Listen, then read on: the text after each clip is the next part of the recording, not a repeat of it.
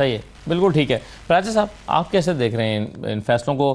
P T I کا موقف یہ ہے کہ اس میں پولیٹیکل ورکرز تھے جن کو نشانہ بنایا گیا. ملک احمد خان بچر جو ہیں مثال کے طور پر, یہ کسی ایسی پرتشدد مظاہرے میں شریک نہیں تھے.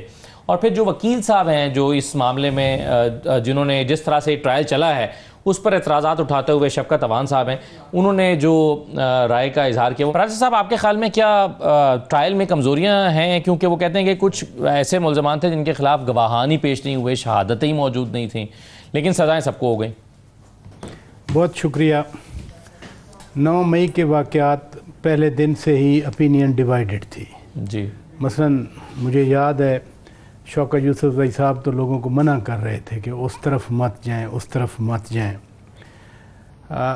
9 مئی کے واقعات ہوئے تو صحیح, کور کمانڈر کا گھر جلایا تو گیا, پشاور ریڈیو پاکستان پہ اٹیک تو ہوا, جی جلاؤ گراؤ آگ لگائی گئی, جو یعنی ایک ہیریٹیج سمجھ لیں آپ اس کو. میاں والی میں ادھر ادھر مختلف. اچھا, اور ایک سسٹمیٹک طریقے سے سب جو اٹیکس تھے وہ ملٹری انسٹالیشن پہ ہی تھے. جی میاں والی کی آپ نے بات کی, فیصل آباد, لاہور, ملتان, ٹھیک ہے.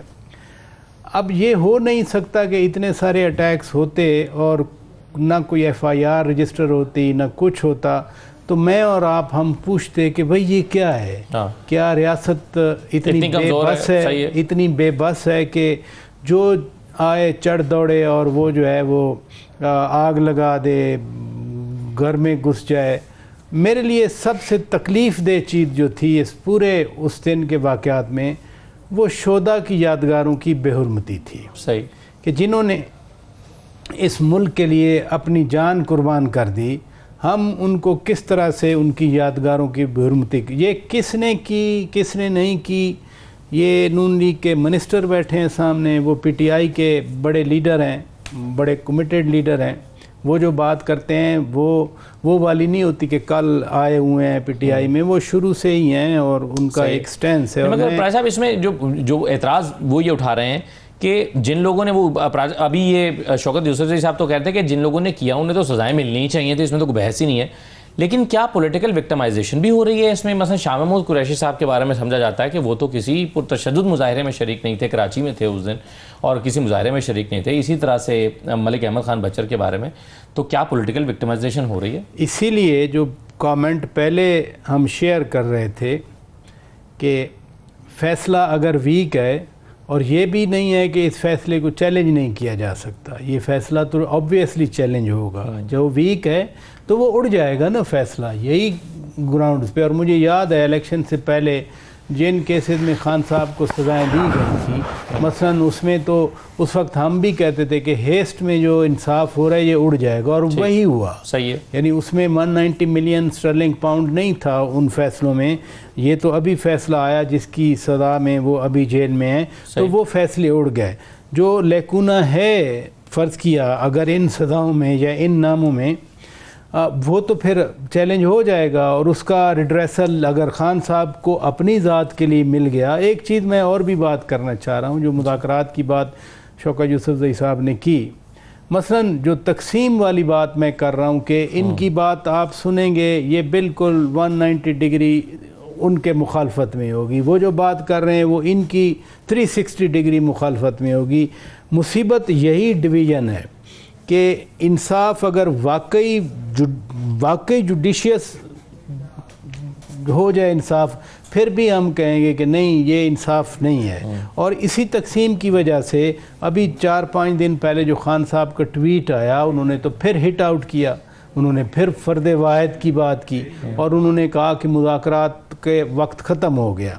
یعنی مذاکرات کا وقت کبھی سیاست میں ختم ہوتا ہے نہیں ہوتا. چلیں مذاکرات, مجھے ذرا اجازت دیجیے گا, یہ جو سینٹ والا معاملہ ہے اس پر میں ایک کامنٹ لے لوں پراجہ صاحب سے, پھر میں آتا ہوں کہ اگلی آپ کا لائحہ عمل شیخ امتیاز کہہ رہے ہیں مینار پاکستان پر جلسہ کرنا ہے, کیسے ہوگا یہ, کیا اجازت ملے گی یا نہیں ملے گی. لیکن پراجہ صاحب, پاکستان تحریک انصاف نے آپ کے خیال میں درست سیاسی فیصلہ کیا کہ اپوزیشن کی جماعتوں کے ساتھ مل کر سینٹ کا الیکشن لڑے اور اس ہارس ٹریڈنگ کو روکے, چاہے اس کے لیے اسے اپنی ایک سیٹی کیوں نہ گنوانا پڑی ہو؟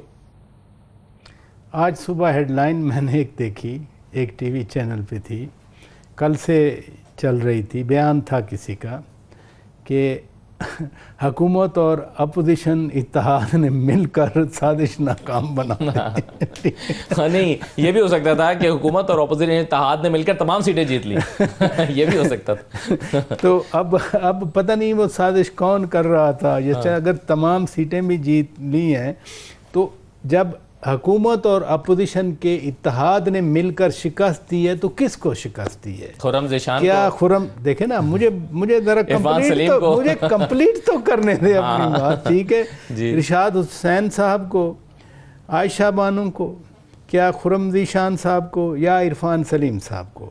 نمبر 1 کہ اگر حکومت اور اپوزیشن کے اتحاد نے مل کے شکست دی ہے تو کس کو؟ اچھا وہ کون ہے؟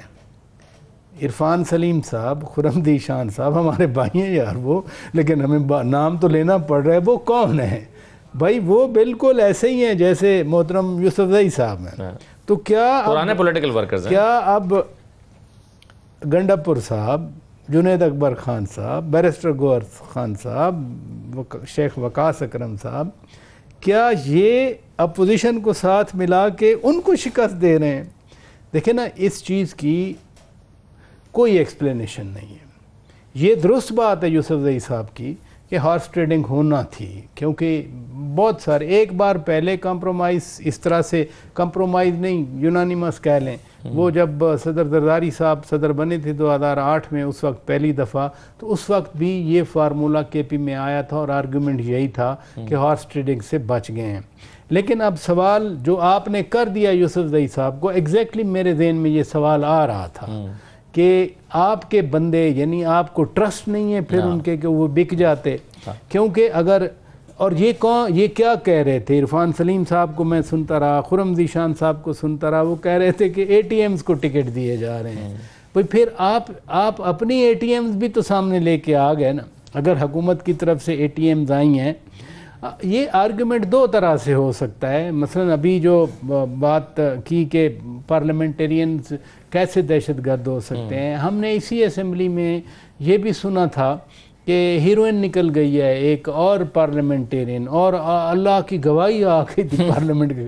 سو وقت کی بات ہوتی ہے. پہلے کوئی وقت تھا، اب کوئی وقت ہے، کل کوئی اور وقت ہوگا. ہم تو یہی دعا کرتے ہیں کہ اچھا وقت ہے سب کے لیے، اس ملک کے لیے اچھا وقت ہے. رائٹ. آپ کی کیا اطلاع بطور صحافی، کیا پلان پی ٹی آئی نے بنایا ہے، اور پلان بن چکا ہے جو صیغہ راز میں رکھا گیا، اور ایسا ہوش ربا حیران کن پلان ہے پاکستان تحریک انصاف کے بعد؟ نہیں، دیکھیں نا، شوکت یوسف زئی صاحب ایک اپنی پارٹی کے معتبر آدمی ہیں، معزز آدمی ہیں.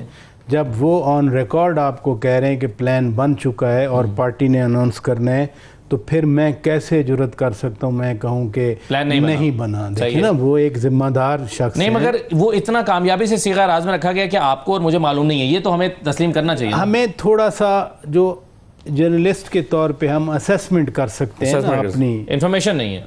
وہ جب یہ بات کر رہے ہیں، ان کے دوسرے ساتھی بات کرتے ہیں، تو ہم تو اپنا انفر کرتے ہیں. اس میں یہ ہے جو ہمیں لگتا ہے کہ شاید جو آپ نے اسلام آباد والی بات کی، مجھے نہیں لگتا اسلام آباد پہ چڑھائی ہوگی اس بار.